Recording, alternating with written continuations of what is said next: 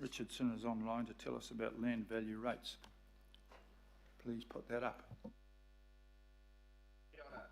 Thank you for having the opportunity to speak today. Can't hear you, mate. Oh, my microphone. It's very quiet. We can slightly hear you, so it's a volume issue, not a mic issue.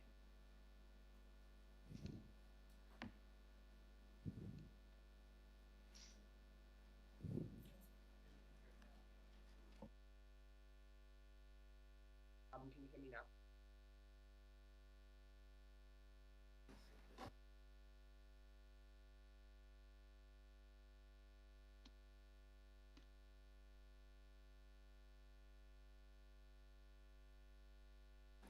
Our volume's right up. Say something, mate. Hi. You need a young person. Oh, you are one.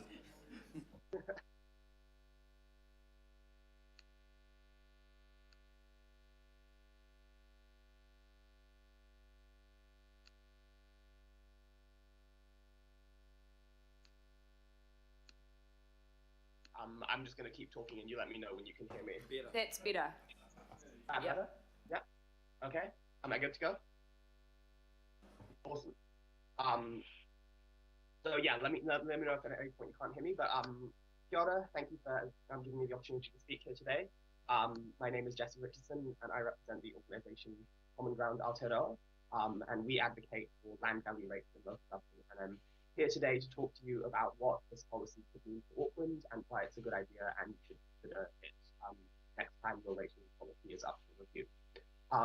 So just to kind of give some background as to what land value rate is, currently rates in Auckland are paid based on the property's capital value, which is its total value, as well as there are some fixed charges like per unit. So our proposal for land value rates is to do away with the above rates and just have a single rate based on the land value of the property, with differentials for different land uses, so residential, commercial, and rural will pay different amounts. So crucially, when we've been doing some numbers on what this policy would look like, we're proposing the shift as revenue neutral. So we're not proposing changing how much Auckland Council collects in rates, only how it's collected. And in fact, part of the long-term goal is enabling Auckland Council to collect more in rates in the future without people actually paying more through growing the system organically. But at the moment, when we're modelling this change, we're just assuming the current amount of rates collected stays the same. So why is this policy a good idea at first glance? So the thing to know is that the current rate system is really bad for housing supply, it's really bad for development. You get charged more when you build more, so developers are incentivized to build less or even not at all.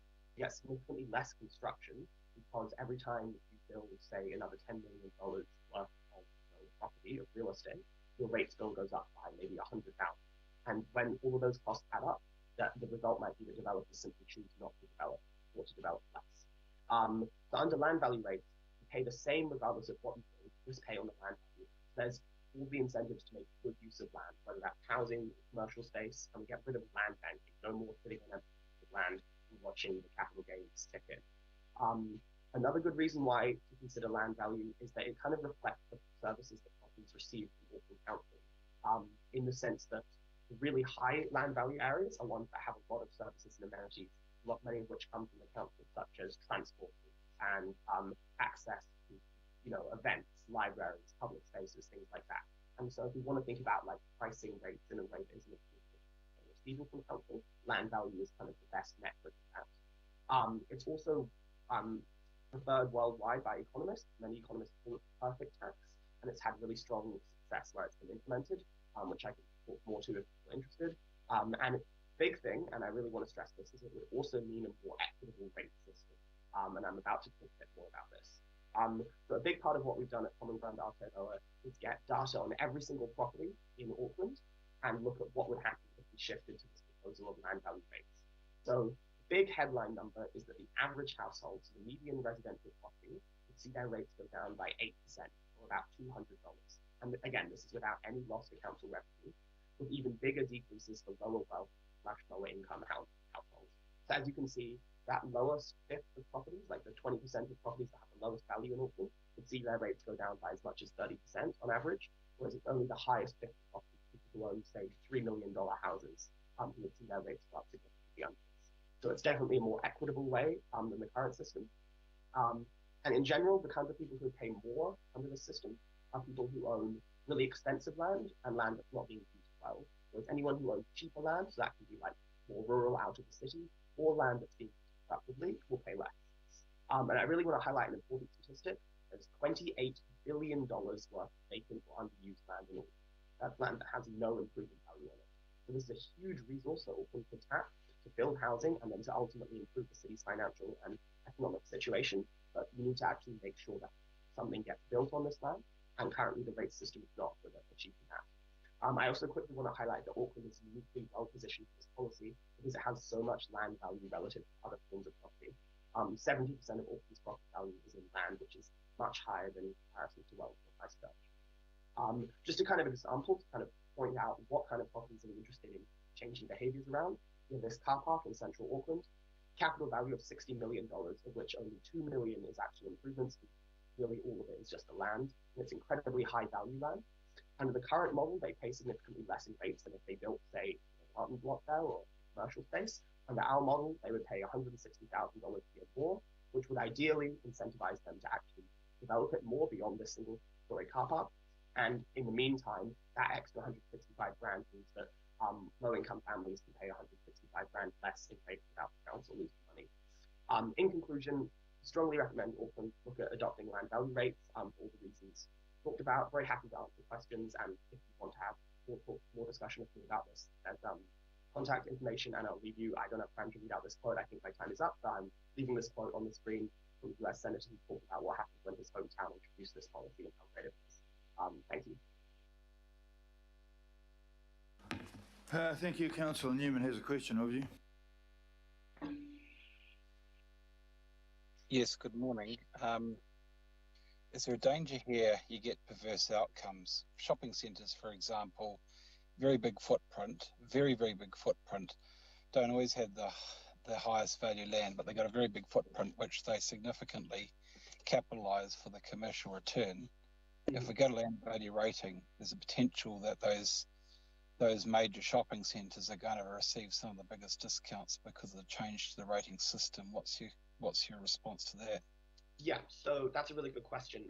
So the way that we've been approaching that is assuming that the current amount of rates paid by commercial and residential are the same, and we're only changing the size of the pie within those two groups. So yes, some, for example, a really dense shopping mall would receive a rates cut under this proposal, but it wouldn't come at the expense of homeowners. It would come at the expense of owners of commercial land who aren't using it at all, such as that car park that I mentioned. And in general, if we're concerned about commercial land use versus residential land use, that's something that you can adjust by making commercial pay more, making commercial pay less. But I think overall, the land value rate system creates really good incentives. And yeah, you can adjust the dials however you want. Is there a danger here that you end up, you're effectively risking picking winners and picking losers, whereas the rating system should surely just simply rate based on the betterment of your land, which should, in theory, relate to the services and the infrastructure that is provided for you to ensure that you get some of that betterment. Yeah, I don't think we're picking winners and losers. The thing I really want to stress here is that it's not like capital value system is the normal system and then we're changing by picking winners and losers. The capital value system, the current system, also picks winners and losers. So there's always going to be some people benefit more from the rate system, some people benefit less. So it's just thinking about who do we want to benefit more and what kind of outcomes do we want. So under land value rates, people with lower income, lower wealth benefit more, and also we get more housing and development. So I think that's the really crucial way to look at it. Whereas under the capital value system, there are still winners and losers. It's just that it tends to be land bankers and richer people who are the winners under the current system, and I think that we could improve that. But then also to think about how it reflects value of services. Really crucial thing is that this policy would help incentivize more density where it's currently zoned for, and definitely just to answer the question, I've got a question from Councillor Leone. Yeah. Kia ora, Jesse. Thank you very much for the presentation and actually coming up with some ideas around how we can address the equity issues going forward in Tamaki Makaurau. My question is just around the mahi that you have done across Aotearoa already. Have you already engaged with other councils, and are they looking at implementing this? And if so, which ones? Yeah, that's a great question. So far, a lot of our work has been concentrated in Wellington, since that's where I'm from. And so far, I think we have roughly a majority of the Wellington City Council in support of this idea, largely for the similar reasons of why I've talked about getting more housing supply and getting the average resident a rates cut.